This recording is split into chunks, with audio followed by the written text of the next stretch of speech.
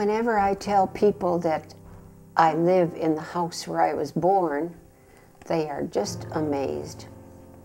I suppose it's unusual in this day and age when families are constantly moving. Actually, it seems just normal to me. It's just like reading a book from beginning to end, I guess, to have lived in one place, and it's taken me a long time to realize how special this is. How many people are there that live in the house where they were born?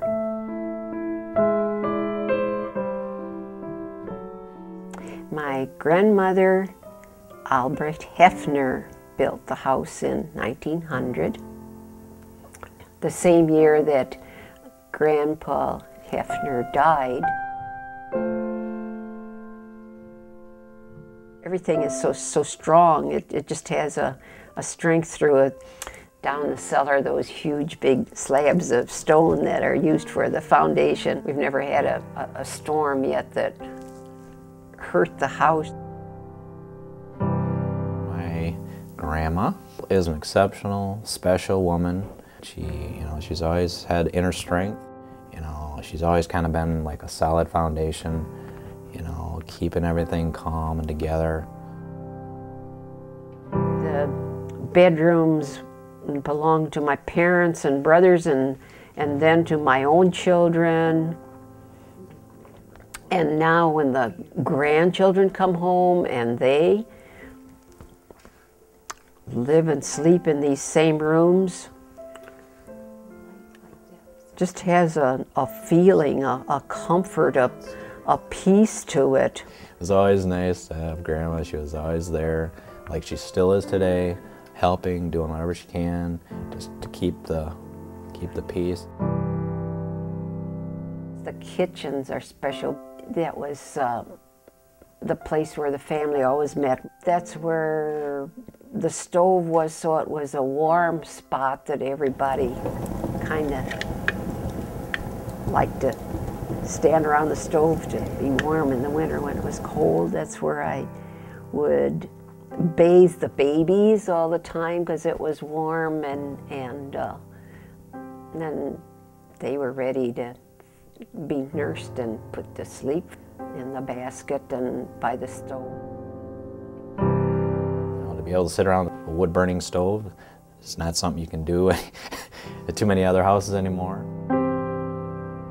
Myself and many of ancestor leaned against that stove in the winter for warmth, and also just the smells from the kitchen, the baking, and having the meals there.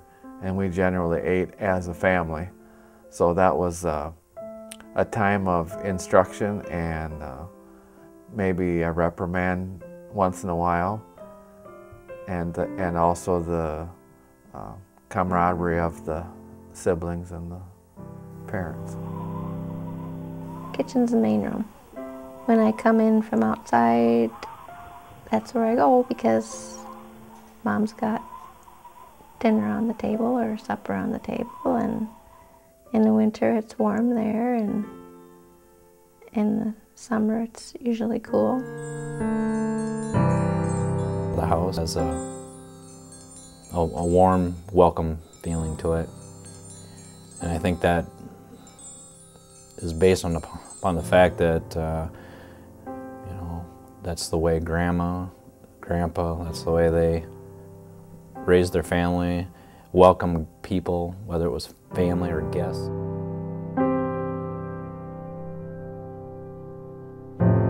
I have 8 children. The oldest one is Daryl. Tina, the next one, is the oldest of the daughters. Next one is Mel. Next one is Juanita. David. After David was Mark, and he's deceased. He died of diabetes because he was living alone, he had nobody to help him. Next one is Cindy. Next is Evan. Then the youngest, Paul. 8 or 9 kids were in here most of the time when I was growing up, so it was a full house. You didn't get your own room. Now the kids all look forward to coming back home from wherever they've gone to, who knows, all across the U.S., but it's still coming back home for them too. The kids can come back to visit and bring as many friends or family or relatives as they need, and there's always a place for them either in one of the rooms or spread out on the living room carpet. A lot of the items around here have probably been passed down from generation to generation, so that makes things more important and sentimental. She started in this house when she was first married, lived in it for a short time with her parents, and then they bought another house and moved out. It's not like when a couple moves out today, they take everything with them, and just about all the other things that are historical significance from the Hafner side were just left on the place or in the house for the next succeeding generation to utilize.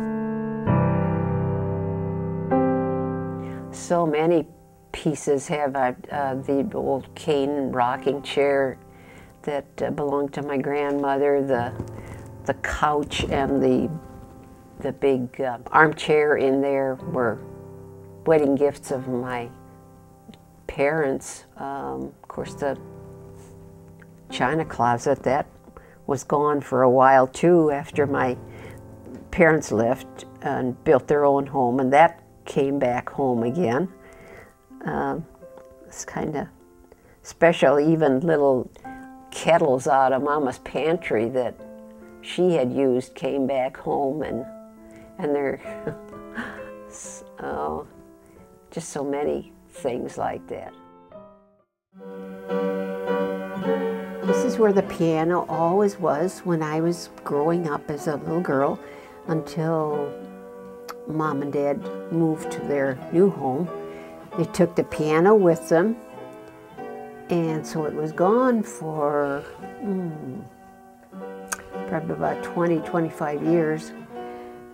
Then after Mama Dad had died and Mama died, then the piano came back home.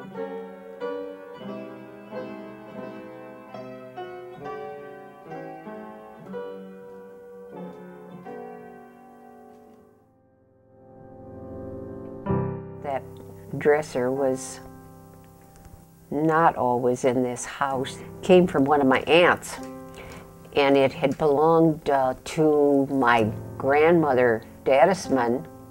It was given to her as a wedding gift in 1869, I believe, and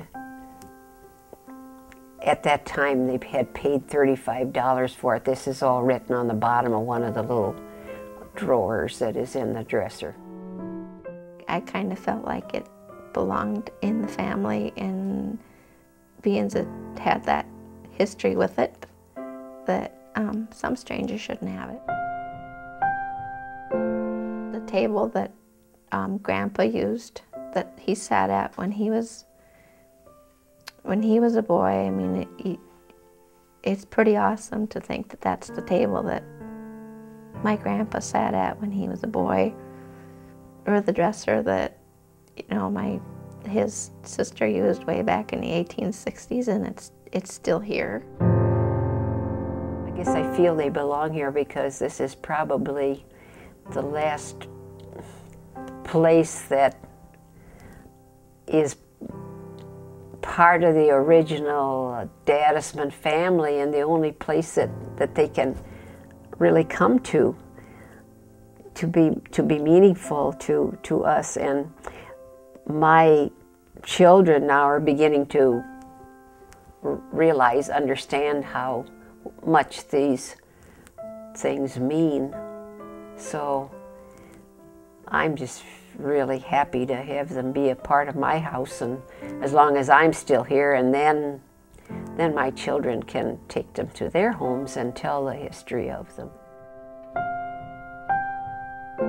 My training growing up with my parents in the church, maybe that's why that God has given me these children, and they are the most important thing in my life, I guess, right now. I'm concerned about each one of them and their spouses and the grandkids, because I feel that that's my task, and I'm here where God wants me to be.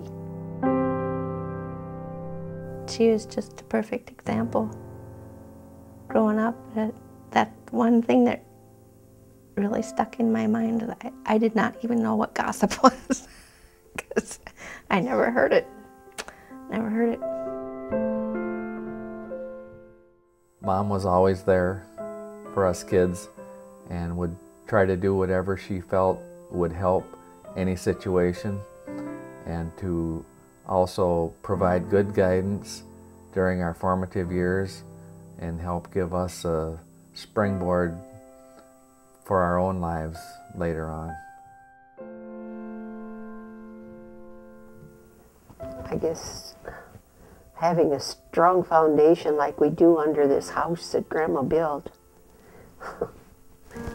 What else can you be but strong too? The house, the ancestors, the faith, the children, the grandchildren, the great-grandchildren. They're each one precious. This is a special corner of the whole world to have been here all this time, and I don't know what the future holds. I don't know what tomorrow holds, but I'd like to think I could stay here and die here too.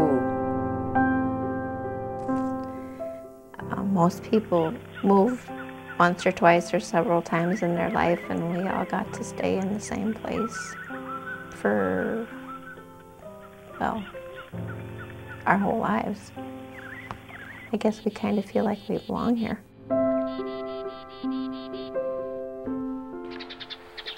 When I go away for a while, I guess everybody says, oh, it's so good to come home, but to me it's more than that. It's the place where I belong.